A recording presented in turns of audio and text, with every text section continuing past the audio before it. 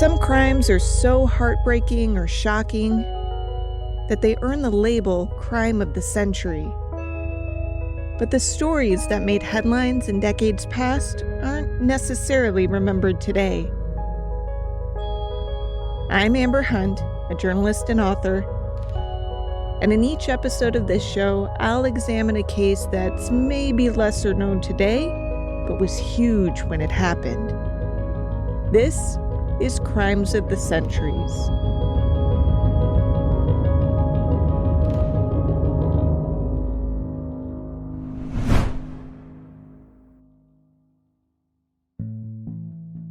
For 2 months, Evelina Edith Marmon had been living a young woman's nightmare. She had given birth to a beautiful baby girl, a girl she loved and wanted to see thrive, but Evelina knew that simply couldn't happen if the girl stayed with her.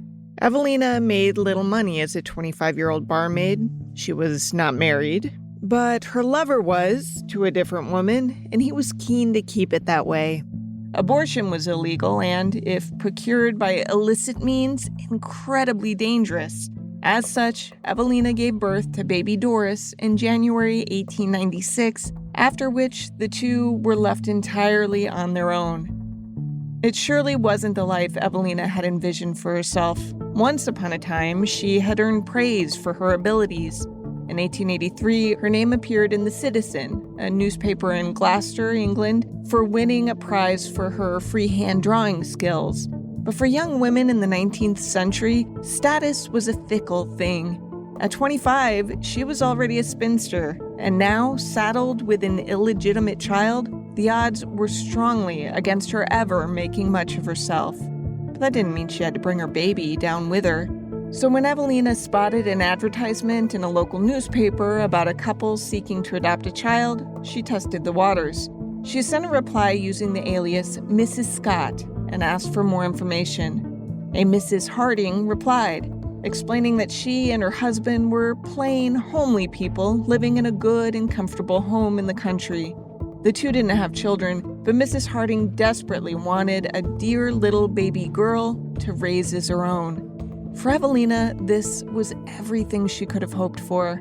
Mrs. Harding not only promised to keep Evelina posted on Doris's progress as the little girl grew up, but she even said she could visit if she wanted to. The arrangements wouldn't be cheap.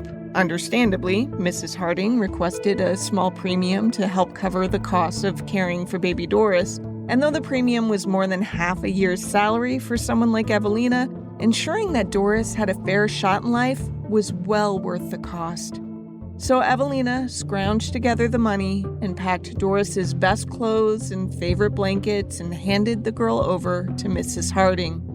By the time Evelina realized she'd made a horrible mistake, it was far too late, not just for Doris, but for possibly dozens of children in the region, in a case so shocking it made international headlines and helped spark new laws protecting children. The woman to whom Evelina Marmon had handed over baby Doris wasn't named Mrs. Harding. She'd been born Amelia Hobley, but the name the world would soon know as her ghastly case unfolded was Amelia Dyer, aka the baby farmer, aka one of the deadliest serial killers of the Victorian era. Amelia had been born to parents Samuel and Sarah Hobley, who married in August of 1822. 3 years later, when their oldest son Thomas was baptized, Samuel listed his occupation as cordwainer, which was usually synonymous with shoemaker. Sarah raised 5 children in all, 3 boys and 2 girls, of which Amelia was the youngest. Public records say she was baptized in Gloucester on New Year's Eve of 1837.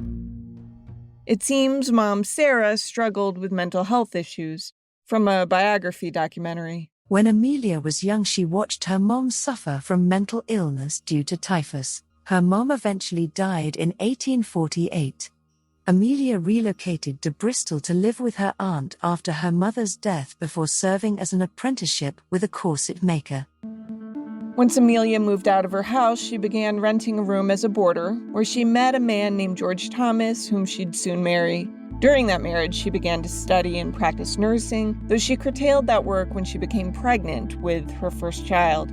That was customary at the time. Women with kids didn't tend to work outside of the home, though Amelia never gave up nursing entirely.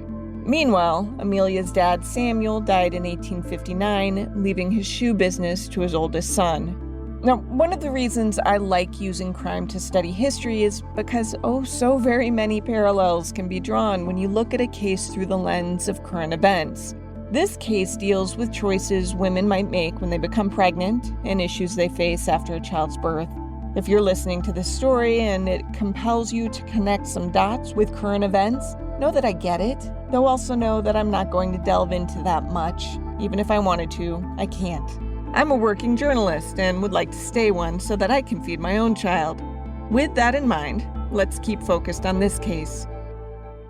Life for women wasn't easy in the Victorian era, especially for unwed women who got pregnant. Not only was there the stigma attached, you should have kept those legs closed, missy, but in 1834, the Parliament of the United Kingdom had passed what was called the Poor Law Amendment Act. This act was often referred to as the New Poor Laws because what they amended was the original poor laws that had been created in 1601. The goal of all incarnations of these laws ostensibly was to help poor people, though there's a lot of debate over how helpful any of the laws actually were. What the poor laws did overall is switch relief from being the responsibility of the church to the responsibility of the state. That's a lecture via Marginal Revolution University, an online library of economics education videos. Now, not everyone agreed with this approach. It's kind of interesting, in fact, because in England, the approach was different than in nearby Scotland, which kept the responsibility of poor relief with the church. But there's overlap, too. Generally, the poor laws offered poor people two types of help: indoor relief and outdoor relief. Outdoor relief might mean you're offered subsidized food or public employment or wage subsidies, but you're not required to enter a poorhouse to get that help. Indoor relief means giving aid, but requiring that the poor enter some kind of poorhouse. Now, for those of you thinking, hey, a poorhouse sounds great. You get room and board and a job to boot, sign me up. In reality, most people prefer to have control over their lives and their homes. But just in case there were folks wanting to freeload, an 1832 report by the Royal Commission addressed that. The report offered a bunch of recommendations to overhaul the existing poor laws, and one of those overhauls was to basically get rid of outdoor relief altogether. It proposed that the only way you should get help was if you entered a poorhouse, also called a workhouse, and the conditions there should be bad enough that only truly indigent people would be willing to go there. The report read, quote, "Into such a house none will enter voluntarily.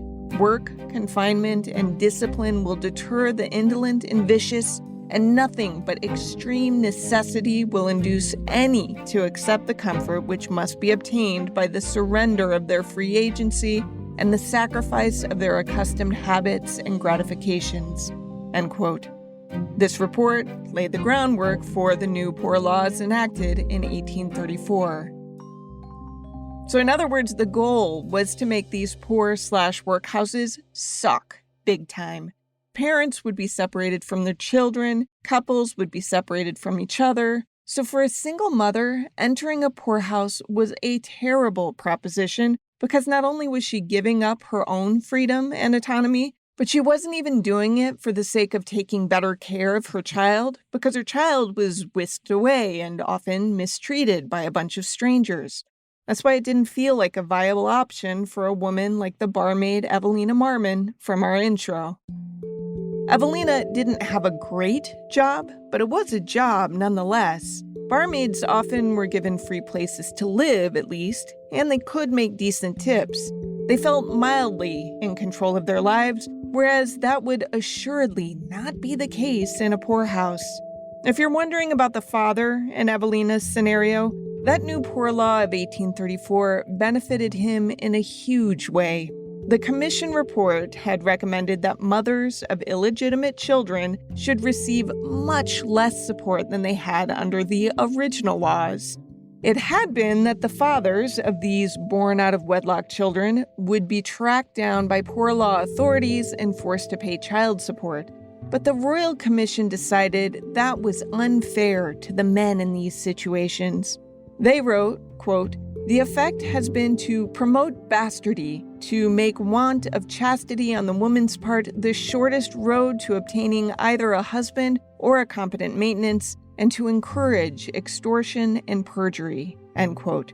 From an episode of the TV show Murder Maps. Essentially, what that legislation did was put all the responsibility, moral, economic, and legal, on the woman. This is criminologist and researcher Judith Robotham. You no longer had a claim on the parish to support you, except through the workhouse. And what were you going to do if you had an infant to support? Where were you going to turn? Evelina posted a newspaper ad looking for an adoptive parent, and while checking out her own bare bones ad, she saw another ad purporting to be from a loving, barren couple and thought, geez, maybe this is fate. She decided to investigate to see if this couple was the answer to her worries. She replied to the ad she found under a pseudonym to protect her identity, and she knew it was likely that the name offered in reply, Mrs. Annie Harding, was likely a pseudonym too, but that wasn't a red flag. That's just how things were done when you were dealing with such a hot-button matter. Anyway, the letters Evelina received were heartwarming. They said things like, "Myself and my husband are dearly fond of children. I have no child of my own. A child with me will have a good home and a mother's love." That's an excerpt of one of the letters as read in a reality entertainment documentary. To be clear, there were quite a few letters. I mean, this wasn't some one-and-done catfishing correspondence. Several of the letters between Evelina and Amelia Dyer, aka Mrs. Harding, were presented in court hearings. We know this because the Daily Telegraph of London transcribed some of the letters and printed them on April 20th, 1896. Here are some of the things Amelia Dyer wrote to this nervous 25-year-old unwed barmaid mother. Quote, "Rest assured I will do my duty by that dear child. I will be a mother as far as possible lies in my power, and if I come for her, if you like to come and stay for a few days or a week later on, I shall be pleased to make you welcome. It is just lovely here in the summer. There is an orchard opposite our front door. You will say it is healthy and pleasant. Hoping to hear soon, I am yours," end quote. Another letter, quote, "I shall be only too pleased for yourself or any friends to come to see us sometimes. We don't have many visitors out here in the country. I assure you it would be as great a treat to us as the change would be. I shall really feel more comfortable to know the dear little soul had someone that really cared for her. I shall value her all the more. Rest assured, I promise you faithfully, I will do a mother's duty by her, and I will bring her up entirely just the same as my own child," end quote. Evelina suggested that instead of a one lump payment for Doris's care, she pay a weekly amount, an ongoing fee. Amelia Dyer insisted that wasn't necessary. She wrote, quote, "Dear child, I shall only be too glad to have her, and I will take her entirely for the sum of £10. She shall be of no further expense to her family," end quote. Now that amount would have been a huge hit to Evelina, who would have been lucky to earn £30 a year even after generous tips. She must have scrimped and saved to come up with that fee. On March 31st, 1896, Evelina bundled up baby Doris, met Mrs. Harding at an agreed-upon spot, signed an adoption agreement, and handed over the baby and the £10 payment. Evelina even rode for a stop on the train that took Amelia and Doris to Reading. Along the way, she chit-chatted with her daughter's adopted mother, hearing again all of the kindly assurances that she'd read in the repeated letters. With tears in her eyes, Evelina said goodbye to her baby as she saw them leave Gloucester for Reading. Amelia had been so loving that it never once occurred to her that Doris was in danger. The baby never made it to Reading. Instead, Amelia wrapped thick white tape around Doris's neck and strangled the child. The next day, she put the girl's body in a carpet bag alongside another child, a toddler she had adopted and killed in the very same manner, plopped a brick into the bag for extra weight, and dropped it into the River Thames. Then she sent a letter to Evelina Marmon, telling her how wonderfully Doris was doing.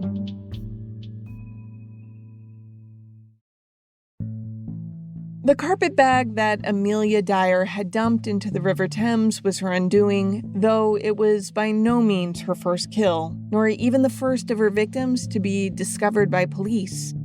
In fact, dead babies had been surfacing for months in the river. No one knew what was happening at the time, but the thinking was that there must be a so-called baby farmer in the region, which turned out to be exactly the case. Here's a rundown of the business, which, by the way, was legal. Let's say a woman or a couple had a baby they couldn't afford. Most of them weren't monsters. They wanted the best life possible for their child, but they knew they weren't going to be able to provide it. There were, of course, people willing to adopt children, people who, might look a lot like folks today standing outside courthouses with signs that say, "I will adopt your baby." Are some of those people genuine? Probably. But it's tough to tell the sincere people from the opportunistic creeps. Here's Alison Rattle, author of the book Amelia Dyer, Angel Maker. Baby farming was, I suppose you could describe it as unregulated adoption. Unmarried women could put an advertisement in a newspaper, basically putting her child up for adoption. And then there were women who operated as baby farmers who would also advertise in newspapers looking to adopt babies. British journalist Martina Cole from a series called Lady Killers. On any day in any newspaper, ads would run soliciting for the weekly, monthly or even yearly care of infants, all aimed at the mothers of illegitimate babies who wouldn't be able to work with the added liability of a child. Some of those people really did want children and aimed to raise them lovingly, but others weren't so altruistic. If it sounds like a shady system, that's because it was, but the people who used it were desperate. Robotham again. That system offered an opportunity for the child to be looked after, or at least dealt with. So for young women, married, unmarried, widows, if you needed to work, you needed the baby farming system. Of course, it was tough to tell which potential adopters were the good kind versus the bad kind because, shockingly, the bad kind didn't advertise that they were bad. They made a point to sound good. Their whole goal was to get a few bucks for adopting this kid, and then they would either mistreat the child or use the kid for free labor, or, in worst-case scenarios, they'd kill the child outright to do away with the financial burden. At first, Amelia began her business as a legitimate nurse, the career she was pursuing when she married George Thomas. Along the way, she met a woman called Ellen Dane, who was actually a midwife. And she learnt that Ellen Dane had a laying-in house, a house of confinement, where she would take in women who were pregnant and wanted to give birth, but out of the public eye, because obviously they weren't married. So to Amelia, she suddenly learnt of this really easy way of earning an income. Amelia started advertising about 1846. She opened her doors to pregnant women, most of whom apparently thought that Dyer was then going to adopt out the baby that she helped birth. That's not what always happened, though. Quite often, she would smother babies at birth, suffocating the baby at the moment its head came out so that it didn't turn blue, because that was a sign that it had taken its first breath. So it would look like a stillbirth, so the death certificate would be all above board.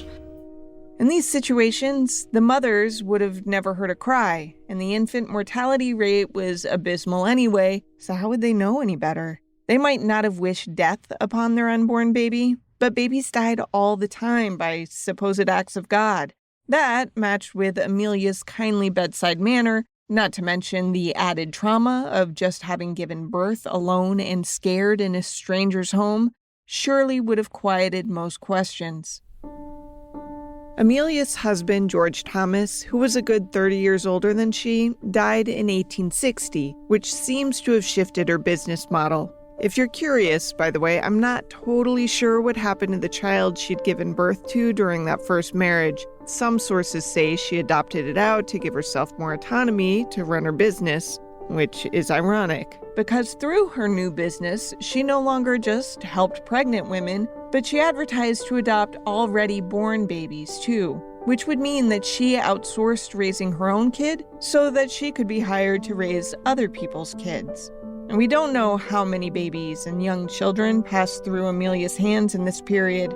It's suspected there were dozens, but the fact is that this baby farming was huge business. By the mid-19th century, there are estimated to be almost 2,000 baby farmers in London alone. Such was the supply of illegitimate babies. And many, like Amelia, recruited mothers through charming and persuasive correspondence. Imagine that. 2,000 baby farmers just in London. And babies were turning up dead all over the place. Some had death certificates suggesting they'd been stillborn, but others listed vague causes of death that suggested malnourishment and wasting away. Others still were found tossed on roadsides or floating in rivers. Identifying these babies would be difficult today, but at least now we have DNA testing to help. In the 19th century, that was still the stuff of science fiction, so very often these babies stayed nameless, and their killers never even suspected, much less charged. But then a big case happened in 1870 that changed things. A case that overlapped with Amelia Dyer because she often didn't work alone. She relied on other people to keep this charade of a business going. It was a syndicate, basically.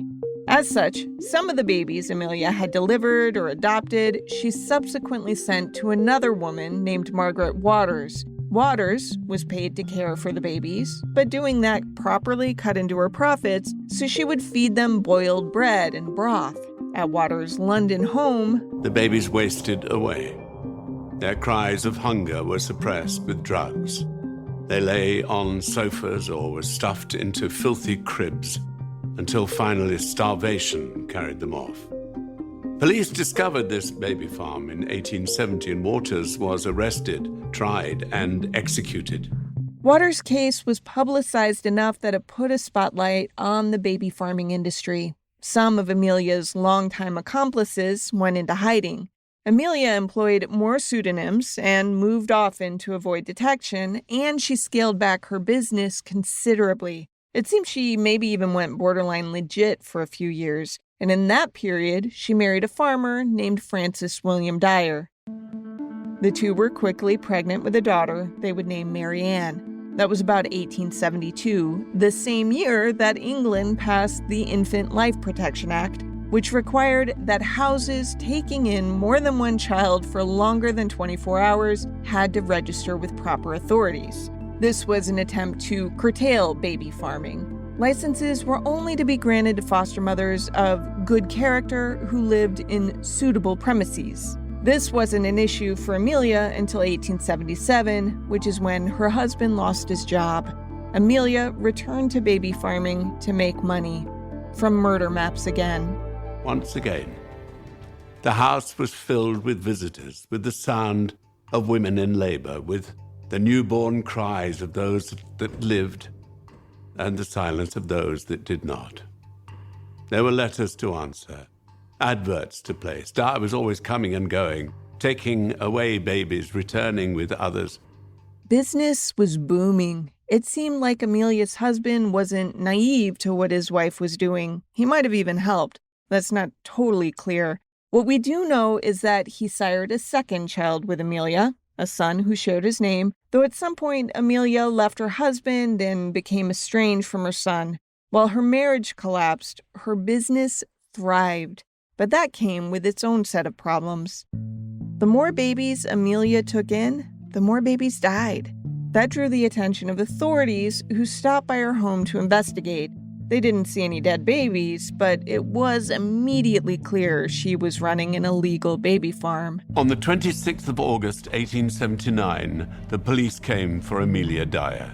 They couldn't prove the children had died through a direct or deliberate act, but there was enough evidence to convict Dyer of gross negligence. She was sentenced to 6 months hard labor.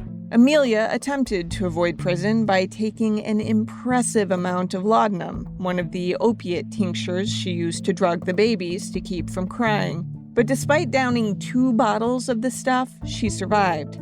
Off to prison she went, where the conditions would have been even harsher than those of the poorhouse she had spent her whole life trying to avoid. She would have had no home comforts whatsoever. She would have slept on a hard wooden bench. She would have been made to do cleaning chores and cooking chores, but the vast majority of her day would have been spent in what they would call picking oakum. This was among the most common forms of hard labor in Victorian prisons. Prisoners would be given this worn, thick rope covered in tar that was used in shipbuilding. Basically, the stuff was used as caulking, packed into the joints of timbers.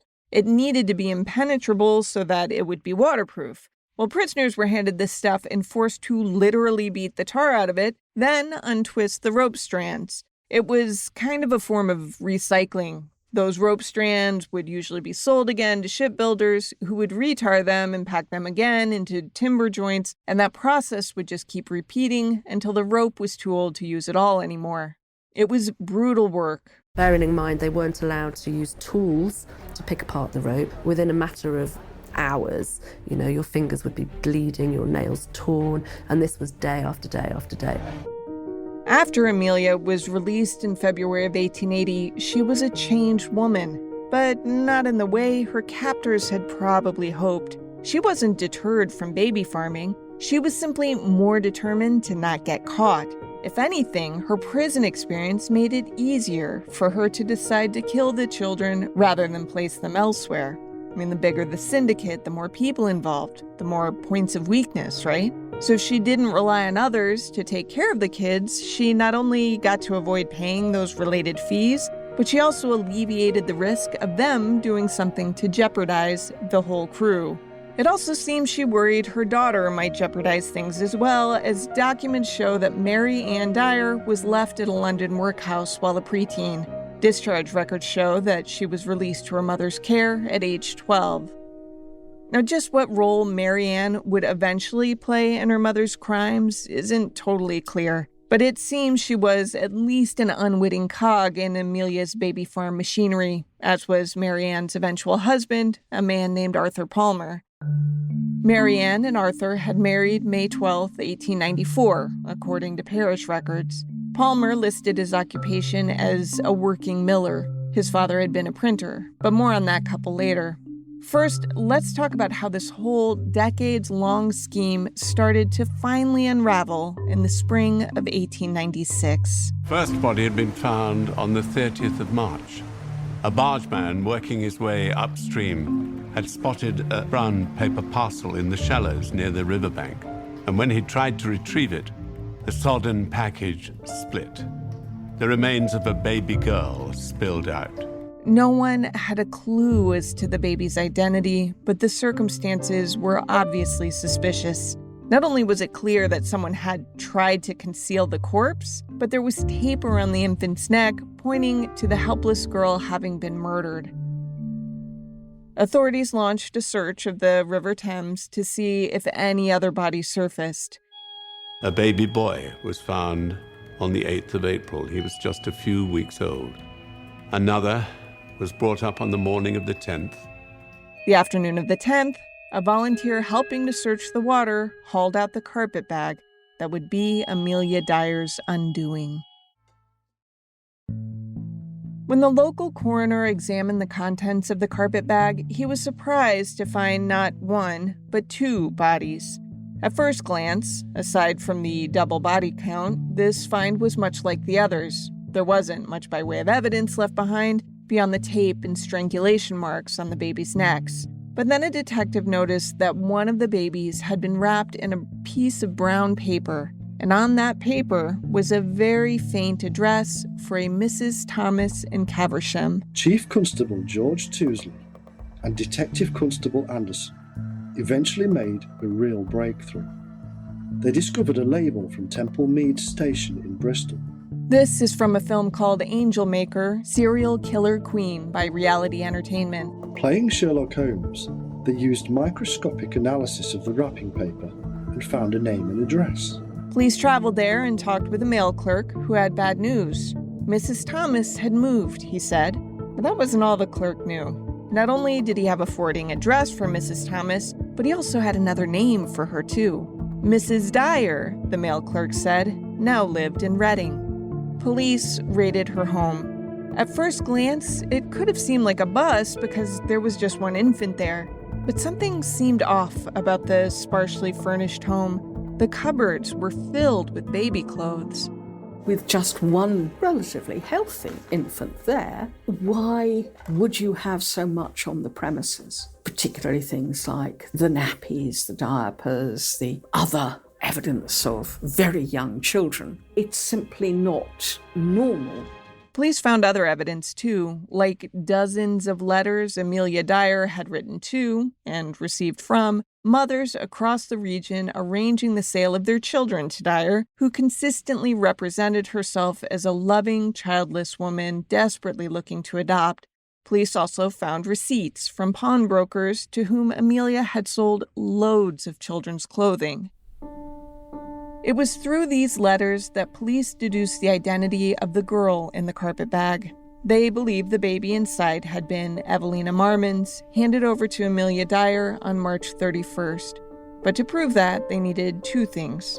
First, they had to track down Evelina, and then they needed her to be willing to tell her story, which was no easy feat. I think one of the things that all the illegal baby farmers, including Amelia Dyer, capitalized on was that if you took in an illegitimate child, then the mother would be too afraid of the consequences to her to come forward.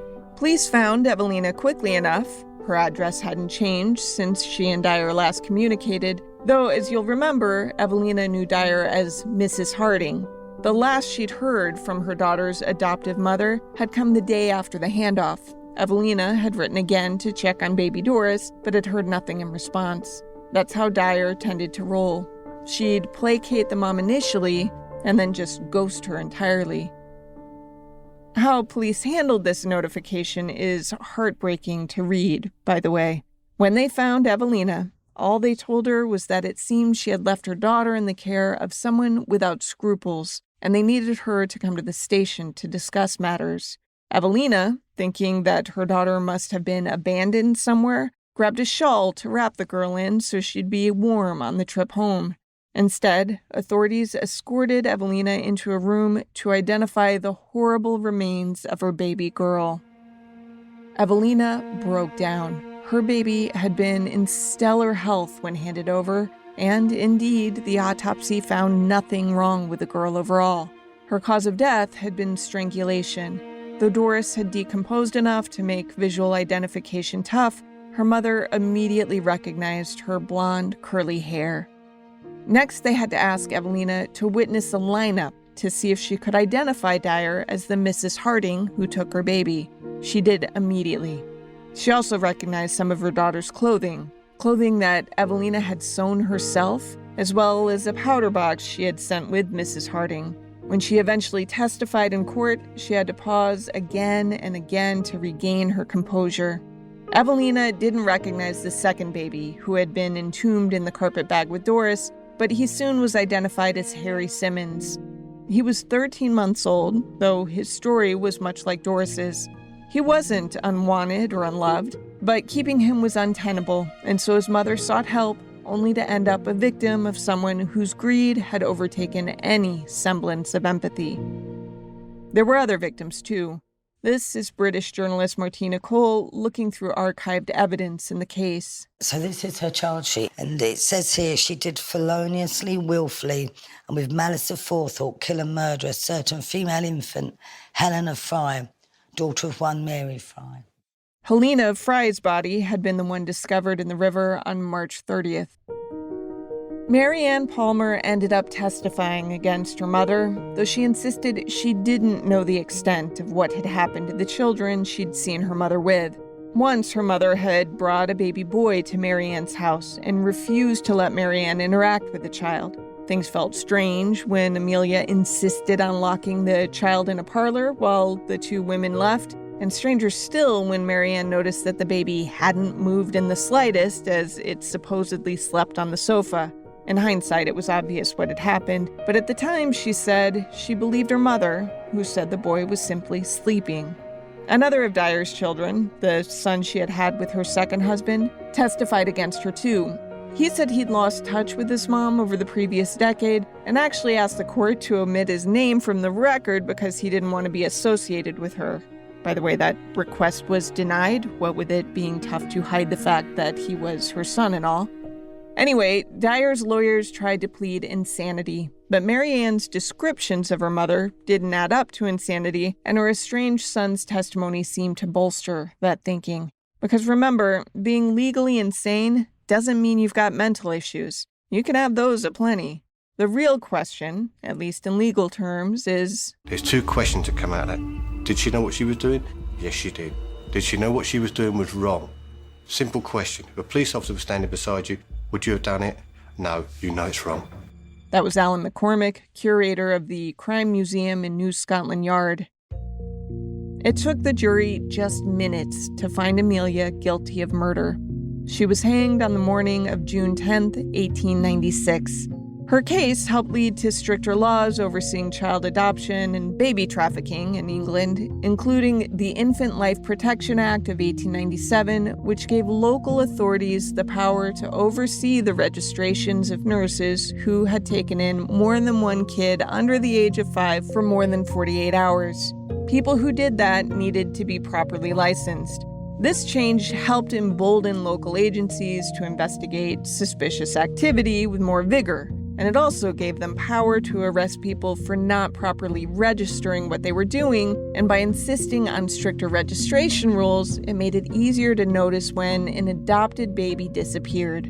In other words, the law helped ensure that authorities didn't have to sit around waiting for a body to surface before they could step in to do something about a baby farm.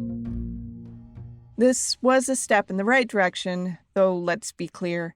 These laws by no means stop the scourge altogether. We only need this postscript to see that that's the case. Amelia's daughter, Marianne, and son-in-law, Arthur Palmer, were released in connection with being accessories to the crimes that led to Amelia's execution, thanks to a written confession Amelia had sent authorities that completely absolved the other two of all knowledge. But just how innocent they really were is tough to ascertain, in light of the fact that they were subsequently arrested for abandoning a separate adopted girl who was found in a railway carriage alone at just 3 weeks old. In 1898, the two were sentenced to 2 years of hard labor in prison. What became of the couple isn't totally clear, but I did find that in 1914, Marianne, apparently no longer married, was admitted into a London workhouse with her toddler son named Robert. Her profession was listed as hawker or peddler, as in she sold random stuff. While Marianne was released a few weeks after her arrival at the workhouse, the documents suggest she left her son behind.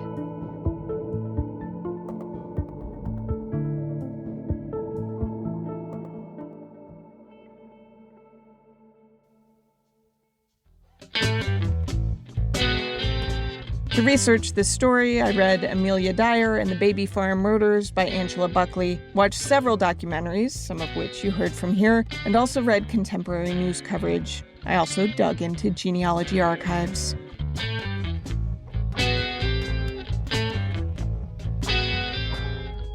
Crimes of the Centuries is a production of the Obsessed Network. To learn more about its shows, go to obsessednetwork.com. This case was researched and written by me, Amber Hunt, and produced by Garrett Tiedemann. Steve Tipton edited the script. Original music is by Bruce Hunt and Andrew Higley. Other music comes from Blue Dot Sessions and Universal Music Productions. If you like us, help us out by rating and reviewing us on Apple Podcasts. For more information or to recommend a case, go to centuriespod.com. On Instagram and Twitter, we're @centuriespod, and check out our Crimes of the Centuries podcast Facebook page.